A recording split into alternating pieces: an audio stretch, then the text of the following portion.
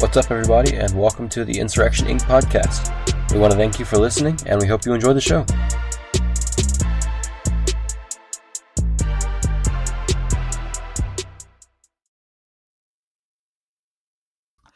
All right, and welcome to the Insurrection Inc. podcast. We have no sponsors today, and it's just me and Porter. And we're here to talk about some very big news that's circling right now. So, remember about Trump a week is a ago? communist. Yeah, exactly. Actually, I would say more of a fascist here, because this is a very fascist thing to do. That's true. Yeah, that's true.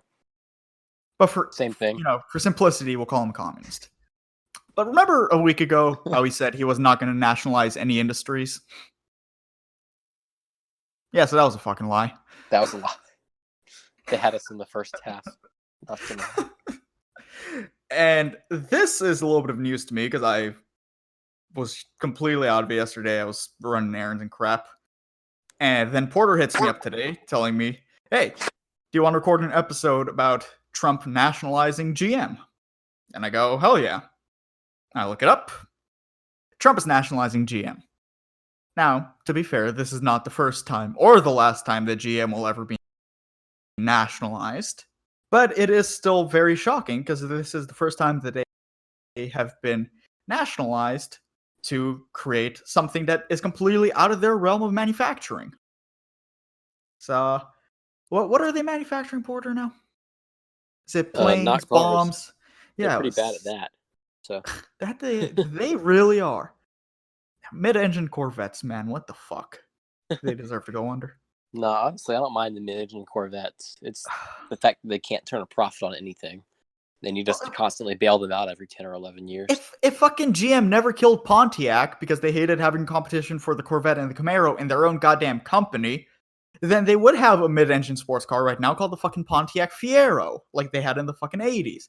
And they could keep the tradition of having a front-engine, rear-wheel drive Corvette, like it should be. But that is not the topic of today. I do prefer the rear-wheel drive. That's a good point. We do not have a car podcast. I'm more of a Japanese guy anyway, in terms of cars. But I'm more of a German guy. But if you want a good car podcast, go listen to the Regular Car Reviews podcast, because that shit is hilarious. But no, so they're nationalizing GM to make valves for ventilators. Coronavirus. I think they're making the whole ventilator. Yeah. Yeah, because the valve has been a key issue, and that's a whole mess we'll get into later. But to create ventilators, GM steps up to the plate to be nationalized, which is absolutely fucking insane to me. Now, something we should mention before you go on, because you said this was fascist in nature, and I agree, is I don't think there's any way that this happened without getting an okayed by GM's leadership first, right? Technically, it happened under the Defense Production Act, which just authorizes the government to go and enforce private companies to do whatever they want, basically, to produce things that are supposed to be for a war effort, but I guess we're declaring war on coronavirus now. Something like that. Yes, we are. Have you seen the way they're talking about this? All in lockstep. This is a war. This is a war. I have seen that repeated. Yes. Oh, really? We're gonna be. I mean, hey, bullets technically do solve this issue. They do solve this issue because if you do the North Korea treatment, if you do the North Korea treatment, you really. Is it a flat curve if it's constantly spiking every hour? It's not a flat curve. It's it averages out at 0.5, let's say that. Well, no, technically that would be a flat curve, because if you look at it like a sine graph, where it's like, it all has the same amplitude, and the frequency is just really close together, then it's it is flat. Almost like a sine graph, isn't it? Yeah. Yeah, just like, you know, how the Earth is smoother than a marble, but we can't tell because we're on it. I don't know where the fuck we're going with this, but... No, and I get what you're saying. Yeah. They're calling it a war. They're calling it a fucking war. Yeah, when you look at the North Korea data in terms of like the total population of North Korea, yeah, it's a pretty flat curve. Approximating zero, yeah. It's fucking insane. But back to GM. Yeah, to the topic of this. That's probably the first point, is that, you know, GM's leadership definitely signed off on this in some way. It wasn't like Trump came in there with, the FBI like guns storming their headquarters. Like, you're gonna make ventilators now. Like, he definitely got on the phone with somebody, and they're like, yeah, whatever, we'll do it. Yeah, I bet you. I'm sure there were some disagreements about payment and stuff like that, but yeah, I bet this was a bidding process. I bet this was certain. Chrysler, GM, and Ford all fighting for this contract. Yeah, who's gonna get forced, in air quotes, to make ventilators? Yeah, I think that's one of the things that we have to touch on. It's like it's forced, quote unquote, because this isn't like the local government shutting down a restaurant and the restaurant is saying, "Hey, you can't do that. Our livelihood depends on this." This is a big company that has relied on heavy government regulation basically since their inception. I mean, back in the 70s, the big three made it very hard to even get a foreign car into the United States. Yeah, and so there's limiting competition, which is the traditional way of that cronies intervene in markets. But there's also big government has been intervening on behalf of them in order to increase demand for their cars. We mentioned this on past episodes, at least one of them, talked about the car culture in America. Oh, yeah. As largely a result of federal intervention, like the Federal Highway Program, federal grants for state road building programs, stuff like that. And that's not to say that I hate roads, the libertarian trope, but we wouldn't have as many, I don't think, without this kind of thing. All right, when you subsidize something, you get more of it. So when you subsidize roads, you make cars artificially profitable. And these companies still can't turn a profit. We still have to bail them out every 10, 20 years, I unironically do hate roads, but that's a different story. And it's not for stereotypical libertarian reasons. I mean, you just live in Miami and do a daily commute here and tell me how much you love the roads.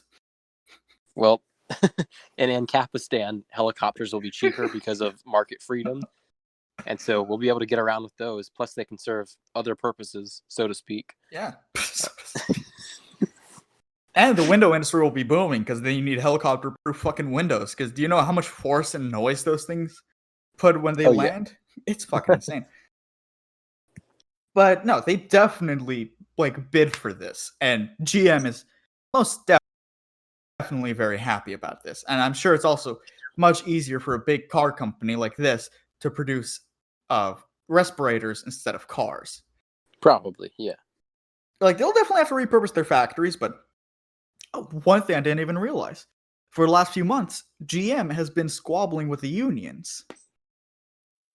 So this could be something really big for them to start making a profit again, even if it's from the government just pumping money directly into them. They solve all of their issues that have been caused by the union delaying.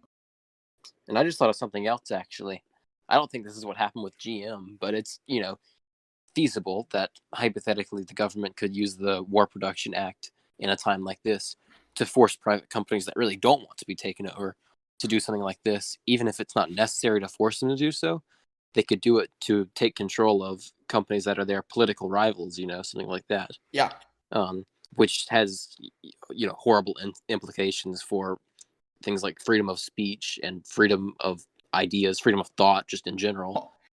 It has happened. I have brought this up on another show before that it was under the Obama administration, they were using the IRS to target political opponents. So the guitar company Gibson flat out had their office raided.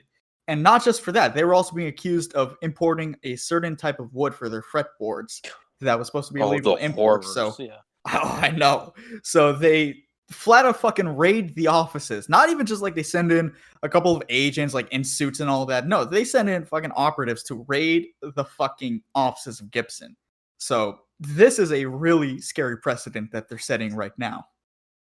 Some random conservative on Twitter yesterday, or maybe 2 days ago, claimed that there was no such thing as a victimless crime, and yet it's illegal to import the wrong kind of wood.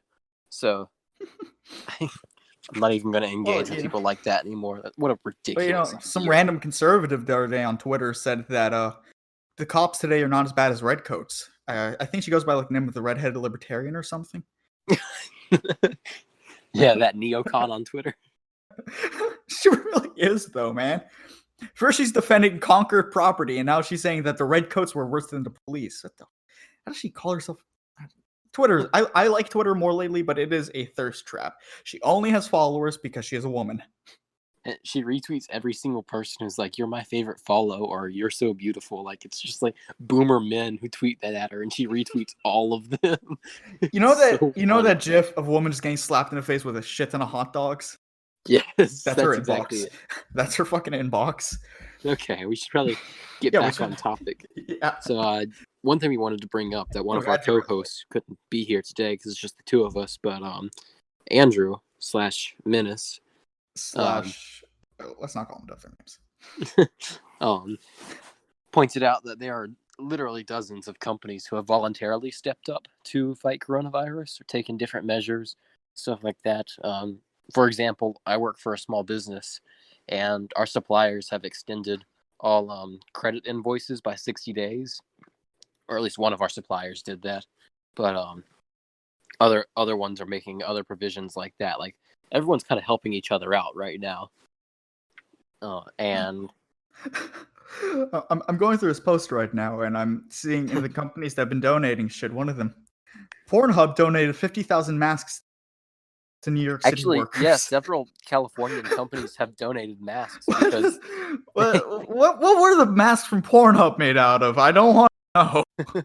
well, they have them because they're in California, and companies in California who have a certain number of employees, like above a certain number of employees, are required to have a reserve of masks in case of forest fires because it's such a big problem over there. Like another regulation problem. Yeah, exactly. Forest fires are almost exclusively the result of regulations, or at least the severity is. I hate people that don't know what a fucking controlled burn is. But yeah, plenty of companies have been doing stuff voluntarily. Yeah. GM was the only one who had to be, again, in air quotes, forced to help this. Yeah, listen to this. Airbnb host will provide housing for 100,000 healthcare workers, first responders, and relief workers around the world. SpaceX is making hand sanitizer and face shields for the effort. GM apparently needs daddy government to come in, bend it over, give it a spank, and tell it to go start making respirators. I wonder why. I like that visual. Thank you for that. You're welcome. They love coming to daddy government for those little, motivations. GM's trademark. I'm gonna squirt their bailouts all over. Never mind. God. $50 billion in bailouts into the TARPs back in 2008 and 2009. 5 years of nationalization of GM. And I don't know what was worse nationalization, the one under the TARPs or the one right now. Yeah, and some of the bailouts, because I can see this objection coming up, some of them were paid back. Some of them were just grants, basically just free money. And some were in the form of low-interest loans. But the point is that if the government is the only one willing to give you a loan, your business doesn't deserve a loan anyway. No, because that means the one organization that literally doesn't have to worry about risk because they can print their own money if they lose money on their loan. That's the only organization willing to give you a loan to your business to keep it afloat. No, you obviously don't deserve a loan. That's distorting the market. That's basically keeping alive a zombie company based on debt. So it's like the rest of our economy. Plays into business cycle theory too. It does. Yeah, like you said, just like the rest of our economy. But this was a more direct way. This is one of the more extreme examples. So yeah, even though it was a loan, that doesn't make it any better. That's still a bailout. Well, with GM, it wasn't just a loan because the Obama administration flat out went in and fired their CEO and hired a new one, and they held shares in the company. Right, even if it was just a loan, that's still bad. But like the fact that their management board was basically nationalized for a year by the Obama administration. For a year, 5 years. Oh, was it 5? Okay, yeah. 5 years. It ended in 2014. Same idea.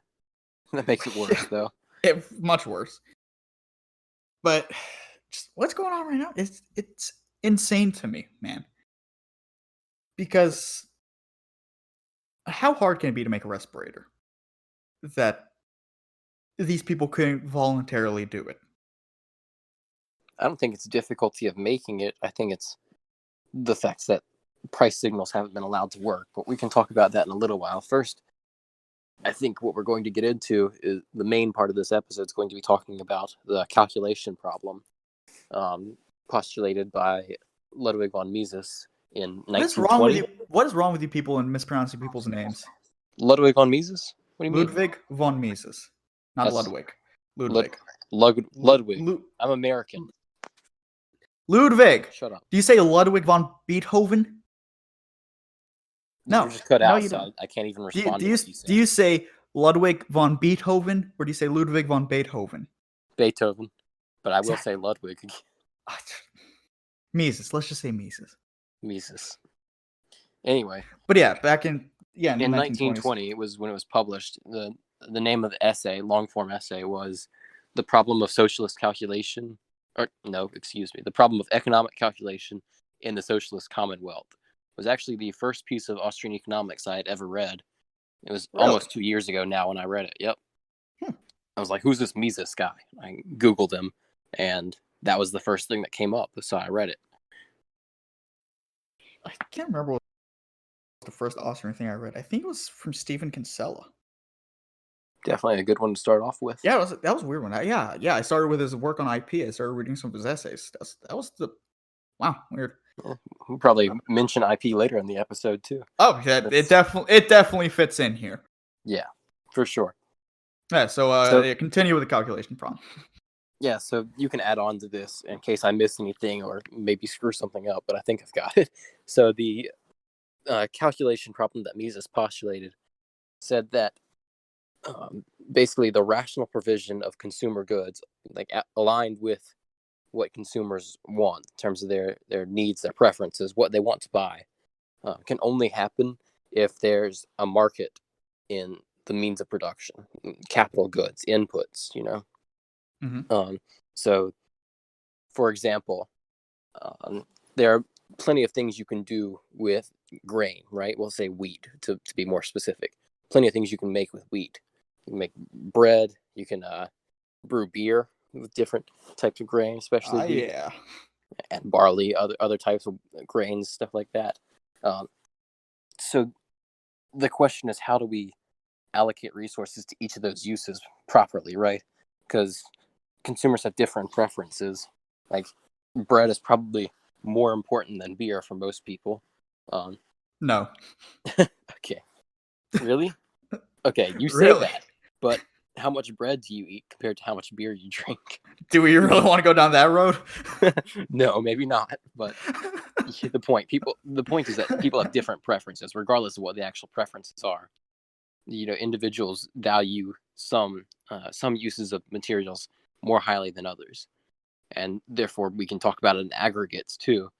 That is, consumers generally value some uses of inputs more than others. So how do we rationally allocate the resources, the inputs, to these different uses to align them best with what consumers want?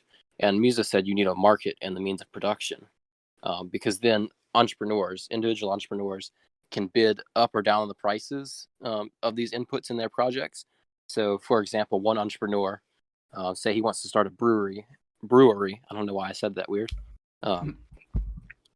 And he is going to, brew all his beer from scratch. So he buys all the inputs, which I don't know how reasonable that is, but this is just a hypothetical to illustrate the calculation problem. So he buys all the inputs. So when he agrees to pay for that wheat or whatever other grain, then he bids up the price of it. Basically, he says, "I'm willing to pay this price," and in order to get some of it, he has to be willing to pay more than other entrepreneurs, right? Other people. Yeah. So he, bids up the price effectively by buying that wheat. I'll say a baker wants to bake some bread, so he also has to buy some wheat. So he also has to be willing to pay a price for it. And eventually a market price gets determined for these inputs by a bunch of individual entrepreneurs bidding up and down the price. By bidding down, that means they don't buy it at all. They say, no, the price is too high. I'm not going to be able to make a profit with my product by using that expensive of an input. I'll have to use something else or just not become an entrepreneur entirely. So that's how the price, that's the downward pressure on the price. They can't just go infinitely upward, right?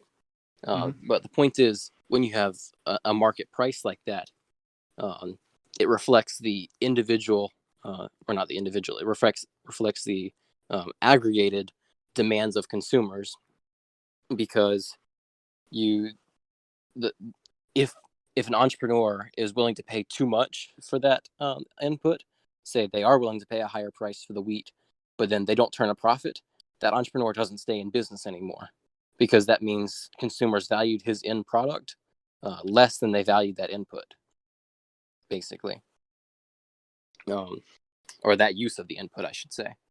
They would rather it be put to other uses where they're willing to pay more in final prices, and those final prices can cover the initial costs, including the price of that input. Does that make sense? Is there a better way to explain that, Jay? Do you think? No, not really. I think that's all. I think that's about all of it, because So I guess once you start exploring that, you just see that there's no other way you can really organize that. And right. also, and we should talk about what he says about socialism. The contrast is socialism is when there's a collective ownership of the means of production of all the inputs, whether that be state or even, like an anarcho-communist society, still runs into this problem. There are no prices in the means of production. Therefore, some central planner, if it's a state-controlled thing, has to, allocate based on his own whims or his best guesses these resources, and that's never going to be as accurate as the individual consumers' valuations, which are directly reflected by their willingness to purchase an entrepreneur's product at the entrepreneur's price. And even in a stateless communist society, you still run into the same problem, because then, the people, the commune or whatever, have to democratically vote to allocate these resources, which is arguably worse, because then you run into the problems of both democracy and socialism. Yes. Yeah.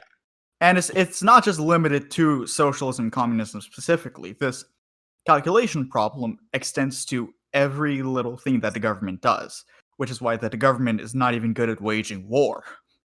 Yeah, exactly. And that's kind of what we were going to talk about next. I guess we should first explain how the calculation problem is going to play into this nationalization of GM, and then go into how any changes in the price of the means of production is affected by the calculation problem, regardless of whether it's a complete nationalization or not. So, well, before that, I'd also like to bring in another thing that wasn't from Mises himself, but it fits in very well with the price structure that Mises puts forward. And it's, have you ever read I, Pencil by Leonard Reed? Yeah, I think that fits in very well, because it goes to show that a single good, already the price matters so much for a single good. But then, like you said, with the inputs you have to put in, the prices matter so much as well. And there's so many inputs that even go into a single pencil that no amount of central planning could put that together the way that the market does. And for those listening to this who may not be the more econ nerd types like we are, Mises's work is a little bit heavier, a little bit more intellectual, but iPencil is relatively short. It's very easy to understand. Leonard Reed, the author, wrote it for the layman. It was meant for the average person to read and have a basic understanding of why markets are so important. Yeah, so writer. We'll link both of those in the show notes. But if you think that maybe Mises is a little bit above your level, then I promise you, iPencil is not, and you should definitely go give it 15 minutes to read. Yeah, I think it's even shorter than 15 minutes. It's really short. And it just puts it all into perspective, because the inputs that go into the pencil, you need the wood, the graphite, the rubber, the metal, you need the workers, where are the workers going to travel in, where are they going to carry it in, where are they going to eat while they're working, or who's going to supply their coffee in the morning for when they get to work, who's going to make the clothing for them to wear, all of this. It goes to show how tied together every bit of the economy is. Even if you think they're completely unrelated, the most untechnological thing you can think of and the most technological thing you can think of are still interwoven within the economy. Which is, along with the prices, why central planning is such a failure, because the prices are what's telling you where to put all of those resources and how to tie them together. The central planners, they're taking a monkey wrench to this machine, they're hitting it, and they're expecting something to come out of it. And, maybe something will. but it doesn't mean it's going to be good, and doesn't mean it's going to last if you keep hitting the machine. Yeah, so in regard to GM, what's going to happen is they're definitely going to build a lot of ventilators, right? Mm-hmm. I mean, the government's going to force them to build a lot of ventilators. They're probably going to be actually pretty efficient at it, just in terms of like how many they produce per hour or something. But the problem is they're not focusing on the opportunity cost, and they're basically eliminating the price of all these inputs because, like I said earlier, the government doesn't care about profit and loss. Any losses they make, they can cover via just taking on infinite debt or by printing more money. And so there's no profit and loss incentive to calculate the rational uses of the resources going into these ventilators. And, it seems kind of callous to say, well, we don't want to produce too many ventilators when we have a pandemic going on. But the truth is that there are still, other needs and that people have for these same resources being poured into ventilators. And we can't just ignore those. That's not fair to those people either. Yeah, because these ventilators...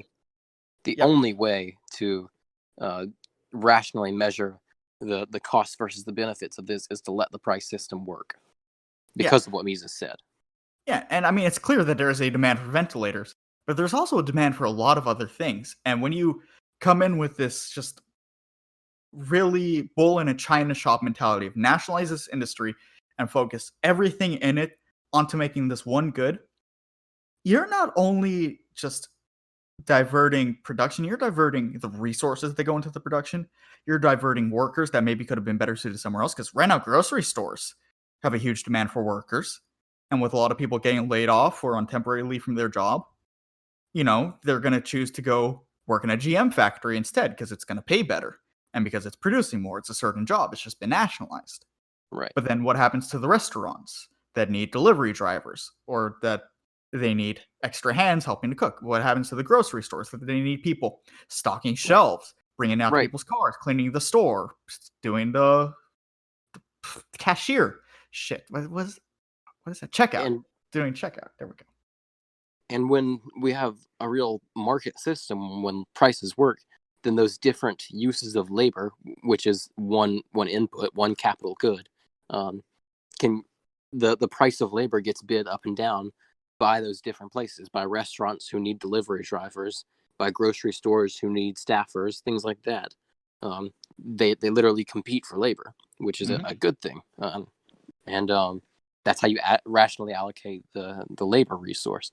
And to kind of compare it, to give context for an extreme example, it would be ridiculous to say if the government came in and said we're going to force Publix to hire 10,000 more people right now. I'm very happy they use Publix as that example.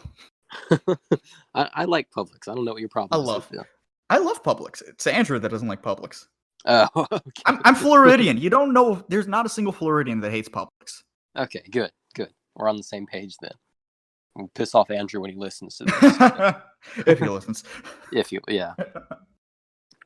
And I said it would be ridiculous, and yet as I said it out loud, I was like, I don't see that being too far off, actually. No, not really. But I think it would be easier for people to understand why that's stupid. Like, you can't, because that's basically slavery. Like, forcing them to hire 10,000 more people would essentially mean forcing 10,000 people to go work for Publix, right? That's that's the flip side of that. And so that's why I think people would recognize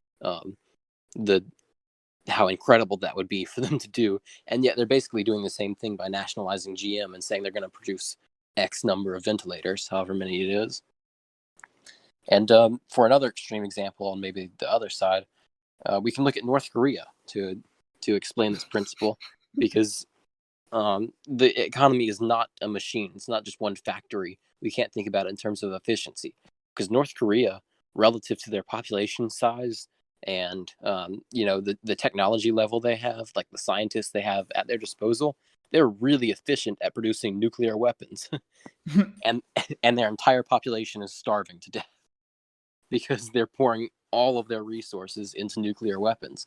They're not rationally allocating resources. Like, people have higher needs and wants. They don't value nuclear weapons that much. It's just their central planners, especially the central planner, Kim Jong-un, their dictator, does value nuclear weapons. But Yeah. there's no profit and loss. There's no calculation for him to worry about. Yeah, and it wouldn't be fixed if Kim Jong-un woke up today and said, you know what, no more nuclear weapons. We're focusing all our production on food. Well, Yeah, that's so exactly. vague. How are you going to pick which one to produce? Do you want a lot of livestock? Do you want more farming? If you're into farming, well, what are you going to farm? Do you want wheat? Do you want rice? What are you going to be growing? Do you want vegetables? Because over here in the United States, we have a huge problem with, a very light form of central planning where the corn industry was subsidized for decades. So now there's more corn than anybody wanted, to the point where they had to put it somewhere. So all your food is filled with corn, your drinks are filled with corn, your gasoline is filled with corn. I was about to say the gasoline example too, and the gasoline is dirtier now. It burns dirtier when it has ethanol in it. Yeah, so it's not even cleaner. It's worse for your engine, and it doesn't last. If you have it's worse for your engine, and it's worse for the environment. They're causing part of the environmental crisis that people say we're having. Which, I mean, I don't buy into all of the climate alarmism, but it definitely is a thing. And it's mostly the government's fault. Mm-hmm. No, it always comes back on to my opinion there. It always comes back to it. But you run into this issue of they have no idea what to produce. So right now there's a very clear demand for respirators. So they're going to be producing respirators. But then, like you said, how do they know if they're producing too many? Because then what happens when this shit inevitably blows over and then there's just respirators sitting there not being used? What could have been done with those resources? What could have been done with that time, with that money, with that labor? Because there's marginal utility to it. One respirator, not enough. Two, not enough. 4,000, maybe you're getting to what's enough. But then you hit this breaking point where you just have too many. And what was the good in producing this money?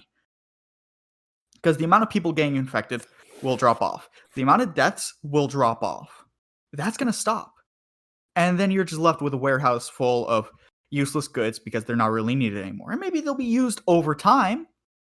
But why did we waste this precious time now producing all this surplus that was only needed up to a point for it to then ebb off and be used down the line, when there could have been a spike in production for respirators, but there also could have been a spike in production for other things that would be of use immediately and would be consumed immediately, and then return production to its natural state a few minutes down the line. It just doesn't make any sense to me. I think we should first talk about, just in general terms, what regulations do in terms of the calculation problem then. Yeah. And then we can talk about some of the specific regulations that have been causing problems in this situation. And then we can probably wrap up from there. Sounds about right. Yeah, so the regulations with the calculation problem. That's a little bit of a trickier one because the regulations have so much of an effect on everything in general. But it's a little bit harder to explain without graphs. But I hate graphs, but they're needed in cases like this. Well, are they though? Because I'm going to give it a shot. All right. Oh, it just makes it easier. You can still explain without it. Yeah, sure. So every regulation is designed to change behavior. And they do that by incentives. Either, if it's just a regulation, like a light regulation, I don't know exactly what to call it, but, a light regulation as opposed to an outright prohibition, that's still imposing costs. The outright prohibition means the cost is the chance that you go to jail if you get caught doing it. A light regulation is just like you pay a fine or something if you get caught doing it. It's not the same thing, but still, it's meant to change incentives by changing costs. And then those costs are reflected in changed values. Like people have to do, appraisals, I guess, of their different options in light of these changed costs, and the amount that they value different paths of action are going to change because of these regulations. That's the goal, after all, is to change some behavior. That's the goal of every regulation, like just as a general rule. So when you change these valuations, you end up changing the prices people are willing to pay, and that translates into the prices that actually exist in real life. And so what that means is every regulation in some way, sometimes it's smaller, sometimes it's bigger, but every regulation affects the prices of the means of production of all capital inputs into production. And so it's kind of like a halfway socialism problem. It's not necessarily nationalized, but you're still changing the prices of these capital goods that would have otherwise formed in free market conditions, that would have perfectly represented or approximated. It would have been I don't want to say perfectly represented, because it's not. No one has perfect information, but they would have always been attempting to approximate. Always would have been heading towards what consumers truly value. And now you're throwing off that valuation by changing prices. And so you change how resources are allocated from what they otherwise would have been. And that's an opportunity cost. That's You're measuring what is versus what could have been. And you could have produced more value for consumers than you actually did. And so that's a problem with allocation forced by the government, even with, light regulations. So even, a seatbelt law forcing all cars to contain seatbelts, that does change the allocation in very minute ways, probably not anything huge, but it does change it. It has an effect, and we can't know what we could have had without that. It's literally impossible for us to know, but we know there is some sort of cost. We know our actions would have been different otherwise. Mm-hmm. Yeah. It really is hard to fully express what the effect of regulation is, but it becomes exceedingly clear, especially when it starts reflecting in the prices. Because, like, for example, stay on the car example. It recently became regulation about a year or two ago that every car needs a backup camera. Every single car, no matter which price range it's in. So even the cheapest cars are now going up $1,000, $2,000 because they have added technology that they didn't have before. And people were fine buying it without those added benefits. They understood the cost. I'm getting a $10,000 car, brand new off the lot, but it doesn't have a lot of features, and that's why it's $10,000. When you start adding these regulations, then the price starts going up.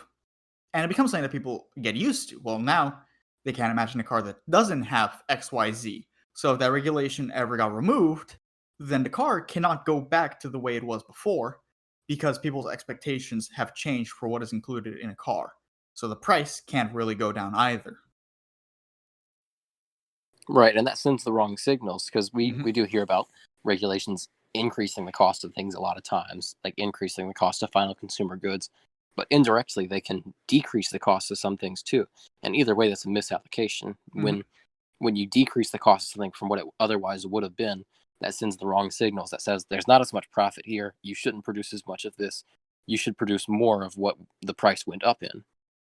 Whereas otherwise, it would have been the other way around. You produce more of what the price went down in, because that price wouldn't have gone down in the first place. What also sends bad signal to the consumers, because when something becomes cheaper without there being more of it, it's not like it got cheaper because the production for it went up or it improved somehow that made it more efficient.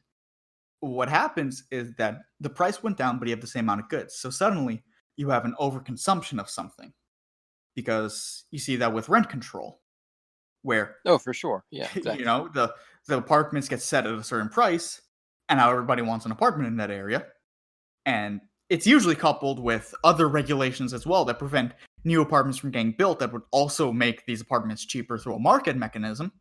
You have a limited supply with a limited price that can't go over this point, and now you're facing overconsumption. Now the resources are being misallocated. And in a market, obviously, you'll never have perfect allocation of anything, but you'll have the most efficient allocation of something, which is definitely not what we have right now. Right, exactly. And well, I would add on to that, is that even markets aren't perfect at this, right? They're always approximating, because it depends on individual entrepreneurs' decisions and things like that. And people aren't going to get it right every single time, because, well, like I said, we're operating on imperfect information. Like, you can't know everything about what consumers want. You can't literally be inside their heads. We just can't do that. It's not physically, humanly possible. But markets provide an incentive compatible structure for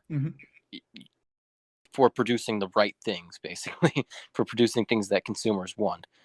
People get it wrong, and that's okay because they get punished when they get it wrong, and those resources go to entrepreneurs who are doing it right. Mm-hmm. Whereas if the government gets something wrong, that agency gets more funding because it's just assumed that they just didn't have enough money to do it right. Yeah, and as something that should be noted, as backwards as it sounds, that imperfection is required in the market for this sort of thing to happen. Exactly. Yes. It's required. That's what I was trying to get at. It's a very important condition. Like it's not that it's bad, but it's needed because we have it. No, it's good that we have it, because then you're getting closer to accurately displaying what the consumers want. You know that when one firm goes under because they wasted resources and they produce something that people didn't want, now those resources are freed up, and we know that this is something that there's no market for. So that imperfection is very, very important, and it's something that nobody wants to recognize. They just want to nationalize something without realizing that the nationalization, you can't deal with that imperfection, and it uses it the completely wrong way. Yeah, you mean like there was no market for GM cars, and then we propped it up anyway? Yeah. In reality, GM should have gone under 40 fucking 50 years ago. Nobody fucking wanted them. Same with Chrysler. Chrysler is the company that nobody can fucking save. They've been merged with so many fucking companies, so many successful companies. Mercedes-Benz couldn't save Chrysler. Chrysler deserved to go under. And all of their resources, they're sitting on a lot of resources. They're sitting on a lot of labor, a lot of capital, should have been freed up and allowed to go to other markets. Not even just other car markets, to other markets, period. Right. And when you start totaling the costs from this and that regulation and all the times these things have been nationalized, and especially all the financial tools and tricks that the Federal Reserve and other financial institutions have used to keep these companies alive, and you compare that to what could have been in a true free market system based on what we've described with the calculation problem, you start realizing these costs are incalculable. It's basically impossible for us to tell you like how much we're missing out on because of all these tiny things that add up and add up and add up. It's our lives would be totally different if these resources were allocated according to what people actually wanted and what people actually valued. Yeah. Oh, and just one thing to really help people understand the scale of this, of how inefficient this entire process is. So, already it's very hard for a person to plan for themselves. If anybody listening has gotten into prepping in the last couple of weeks, which I've been into for longer, I haven't had the means to do it, but I've been into it for quite a while. You quickly realize how hard it is for you to even plan for yourself a week ahead of time. I mean, try to plan a single day without something going wrong. Now, try to expand that to your family. Try to figure out how much food they need in a day. Sure, you can calculate, okay, my dad is 6'2", this old, he moves this much in a day, this is how many calories he needs. My mom is 5'5", she moves this much, this is how many calories she needs. My siblings, they're this age, they're this height, this is what they need. But that doesn't reflect, are they going to be satisfied with what you're getting them? Because it'll work for prepping when you get them their bare minimum, but for their day-to-day life, it's not going to be efficient. Now try to plan which day for them. They prefer. Assuming you can feed them to keep them alive, what would they like to eat in order to stay alive? They have different preferences beyond just their basic sustenance. We can live off nutrition bars, rice, beans, and Spam for a couple of weeks. It's not going to be pleasant. It's what you do if you have to. But in your day-to-day life, it's not something you want to do. So try to plan their meals for them. Then try to plan their week for them. Try to plan, okay, well, my brother needs to go to his football practice these days, so I need my sister who has a driver's license to drive him to that, and then keep trying to plan that. See how well that gets you. And then try to plan for your neighborhood. Not even your neighborhood, your street. Try to plan for I don't know, how many people are on average in like a single street? 10, 12 people? Or 10, 12 houses? Assume they're all 4 people per house. Well, now you're planning for 48 people. Expand that to your entire neighborhood. Then your town. Then all the surrounding towns. Then your entire county. Several counties around you. Your state. Try to plan for your region of the country. Try to plan for the entire country. And you quickly realize that without them deciding for themselves through the market system, this is an impossible task for you. Even if you have a board of 100 bureaucrats with you, this is a futile effort. You are going to fail, and you're going You to could have fail 1,000 miserably. bureaucrats. Yeah, you're going to fail miserably. The only way you can have this is with millions of people deciding for themselves in the marketplace. And actually, this people being able reminds to me. read those signals. Yeah. This reminds me. I should preface this with: there are people who genuinely believe this is possible, even after everything we've explained, and not even believe it's possible. They're actually in power, and they have control over your life, and they're trying to do it as we speak right now. You can hardly imagine planning for a few weeks for your family. There are people who are trying to plan for 330 million people and think they can do it correctly. There, even think about the UN and the World Health Organization. There are people who are trying to plan for 7 billion people and think they can do it correctly. It's absurd. And it brings me back to like the absolute arrogance of these people. It reminds me of another quote from Ludwig von Mises, excuse Thank me. you. Proud And horn. which also happens to be my senior quote from high school, still in the yearbook, which was, "He who is not fit to serve his fellow citizens wants to rule them." Because entrepreneurs are the people who genuinely try to serve you and try to guess what you want, and they pay the price if they guess wrong. Bureaucrats are the people who control you. They don't exist to serve you. Yeah, because the entrepreneur, he has no other choice but to try and please you. Even if he's not doing it out of the kindness of his heart. I don't like to quote Adam Smith, but like he said, like the butcher is not, I don't know the exact quote, but the butcher isn't doing this out of the kindness of his heart. He's doing this in his self-interest. He found a thing he's good at, and he wants to make a living out of it. And the only way he can do that is through you and all the other people buying from him. So he wants to deliver the best service he can. But go to the DMV and tell me if they're all about pleasing the customer there. No. Right. Because and you can go to another DMV, it's the same shit. We kind of got implicitly at this earlier when I was describing the calculation problem in the first place. But I want to re-emphasize it based on what you just said, is that the entrepreneur, the benefits when he allocates resources correctly according to what people really value, what people really want. He gets paid for it. He gets it in the form of profit.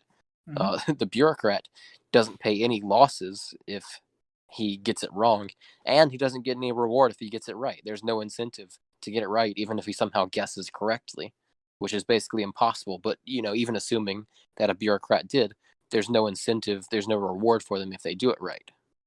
Yeah. I mean, look at SpaceX versus NASA. Has SpaceX had rockets blow up on them? Yes. Were there people in those rockets? No. Were there people in NASA's rockets when they blew up? Several. Yes. Did you know Big Bird almost died in a NASA explosion? No, but I'm not surprised by that. That is insane. The Challenger mission, Big Bird was almost going to go on that as like a Sesame Street and NASA promotion. And then they decided that the suit would be too hard to fit into a spaceship. Like the logistics of it were just too hard. So they swapped it out with that teacher instead. And so she got blown up in the Challenger explosion, but Big Bird survived. Thank God for that. But that's one of the things I originally half a degree off from an alternate universe where Big Bird died in a horrific explosion. And that's originally one of the things that helped me, realize that the market does provide and the market does innovate. It was an old graphic showing like the development of different things over the years. It showed you cars from the 1950s, the 1960s, 70s, 80s, 90s, same with computers. And then it showed you space shuttles. And it's been the same space shuttle since like the 80s. And what happens if Elon Musk puts people in a rocket that blows up? He won't go to jail because I'm sure they would have to sign waivers and everything that says they understand the risk going into an experimental rocket and trying to leave the atmosphere. But he probably won't get a whole lot more volunteers. Yeah, he wouldn't get many more volunteers and he wouldn't get many more investors. Because It's a bad look when your rockets start blowing up with people in them. NASA. Yeah, what do you think would happen? What do you think would happen to SpaceX and probably Tesla's stock too if there was a horrific explosion that killed like 4 people and a school teacher? Right now, SpaceX, right now, it's a bad look for SpaceX when they can't get a rocket off the ground without it blowing up. But it doesn't result in their company going under. It just means only the most hardy investors that really think there's something there are going to keep investing while the other ones go away, which is a market signal. But if there were people in there, he would not have a company. NASA gets to throw people into a rocket that had not been updated in decades, and their rockets are a jobs program. Because SpaceX makes shuttles at a fraction of the cost of NASA, because NASA is a jobs program. They don't update it, they don't make it more efficient, they don't innovate, and they have as many people as they can working on a single shuttle. And then they put people on there and it blows up, and NASA still gets federal funding. So the government is not there to please you, and is not there to make your money. They're getting it regardless. So whatever vanity project they invest in, they'll continue investing in no matter how badly it goes. Exactly. So I think the last thing we were going to touch on real quick, because we're going kind of long now, but this is important, is kind of the regulations that maybe forced, I don't want to say forced, maybe made this seem necessary for the government to do, to take over GM like they have, and like why the market hasn't responded with more ventilators already. Yeah. And what they should have done differently. Yeah, so, and I mean, just the regulatory it's plain and simple. The regulatory red tape around all of these, especially in the medical industry, the amount of regulation that they've been cutting, I mean, they've been cutting in left and right, which even to a normie should make them stop and ask, wait a second, if they're cutting this red tape now, when it should be the most useful, right? These regulations are here to protect you, supposedly. So they're supposed to be here, and they're cutting it now in a time where, by their logic, the regulations should be the most important. It should get people thinking maybe these regulations were not here to help you. They were not here to make the medical industry better. They're never acknowledged as restrictions until they actually appear as restrictions when you're trying to respond to a global pandemic. Yeah. They're restrictions, not regulations. Regulation has almost become a euphemism. It's easier to call them, better to call them restrictions. That's more accurate, I think. Yeah, because you get to this point where the economy is a bridge, and these regulations are cracks in the bridge, and no one cares until the bridge goes under. And then when the bridge falls and everybody falls into a river and dies, you blame the bridge. You don't blame the cracks in it. And it's just insane, the amount of regulations that go into this. Like the ventilators. There's a single company that produces a very important valve for the ventilators, and they charge $11,000 per valve because they have no competition. They have the monopoly on this valve. So the market was... Be clear. That's what we're talking about. That's what a patent is. It's a monopoly. Yeah, which goes back to me talking about, Stephen Kinsella. Probably one of the first things that really, when I got into, even just into minarchist, like radical free markets, it was like, IP of all sorts has to go. Exactly. And it's showing now. I mean, when we need these medicines, or right now, you know how they've been using an anti-malarial drug, whatever. I'm not good with chemistry. I'm an economics student. But they've been using this drug from an anti-malarial drug, or this compound. And it's been working, supposedly. There's been a lot of people getting treated with this. Andrew Cuomo, this week, the governor of New York, has banned any use of this compound that is not compliant with the FDA. So unless the FDA comes in right now and says, fuck our 10-year testing trial, this is good to go, then this drug that has been used to treat people successfully with the coronavirus is not able to be used unless these people do it illegally, which in the hospital industry is not going to happen because the hospital industry is so reliant on regulation ever since the mid-1800s when the American Medical Association started creating a cap on how many new medical schools can be built, who's approved by them, saying that they're the only organization that can approve a doctor, and they choose how many doctors graduate or how many doctors can even get into medical school. This is a heavily regulated industry that is not built to withstand the test of something like this. So they've put all these regulations that have limited companies to be able to come in and make these respirators, to make experimental drugs. Even a company that wanted to, like right now, SpaceX, alcohol companies, all this, they're making hand sanitizer and face masks because there's not as much of a regulation on there, so it's very easy for them to start doing this. I sold my own hand sanitizer last week. Yeah. It's very easy for a whiskey company to change their stills to make a different kind of alcohol compound for them to make rubbing alcohol and hand sanitizer. It's very easy for them. But for these respirators that are apparently very essential in the treatment of somebody with a severe case of coronavirus, it is not easy for your company to just up and change into making these respirators, even if you're a company that's certified to make them. And then you have to go through this one company that's charging $11,000 per valve, and it makes it seem like that this is an impossible task to be making these regulators when people need them. So, then they cry nationalization. We need the government to come in and fix this problem, which is the equivalent of one of my favorite phrases. The government broke your legs, then it hands you a crutch and says, thank me. Exactly. And I should probably stop making rhetorical points, but in so many of these examples, probably the most clear one is the governor of New York, like he talked about, saying it's illegal to use this drug for any purposes other than the FDA-approved purposes, which means the effect of that is we will throw you in jail or make you pay a huge fine, or if you refuse to comply with either of those things, we'll shoot you. That's what every law eventually means, right? That's the ultimate crux of it, is they're willing to back it up with violent force. We will do any of those horrible things to you if you disobey this. That makes it so much clearer that it's a restriction, not a regulation. Regulation means literally to make regular, which is to standardize, in other words. This isn't standardizing anything. This isn't setting standards. This is a restriction. This is a restriction on what you can do that imposes a cost on you, and it makes you worse off. And yet some people will still applaud it somehow.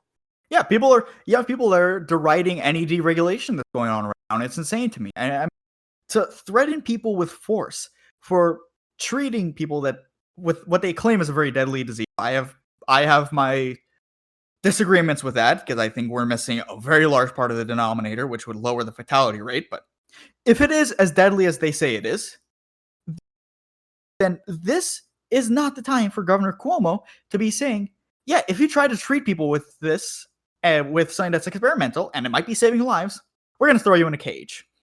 Which is ironic, because I don't remember if it's him or de Blasio saying that if we save even at least one life, then it's worth it. Well, who are you saving with this then? If these are people that are supposedly under deathbed, like this is supposed to be a death sentence disease, and we have this thing that could be treating people, and you're telling them, we're going to throw you in a cage. Because you're not abiding with this absurd federal regulation, you're not there to help people. Plain and simple. So they create this huge problem. I mean, they give this company the patent on a single piece that is so essential. They limit how many people can come into the industry. They limit how many hospitals can be built.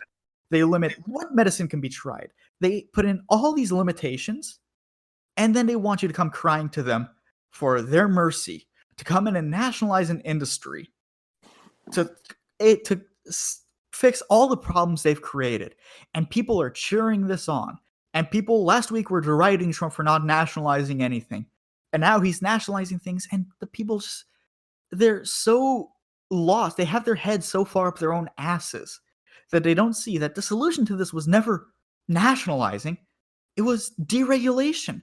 It was not to throw salt in a wound, but these regulations never should have been there in the first place. And it doesn't help any issues right now to go and say that, but it's the truth. That they never should have been in there in the first place. And what we should be focusing on right now is deregulation, not telling GM, you're going to make this now. It's absurd. It's mind-boggling. When every life matters, regulation kills.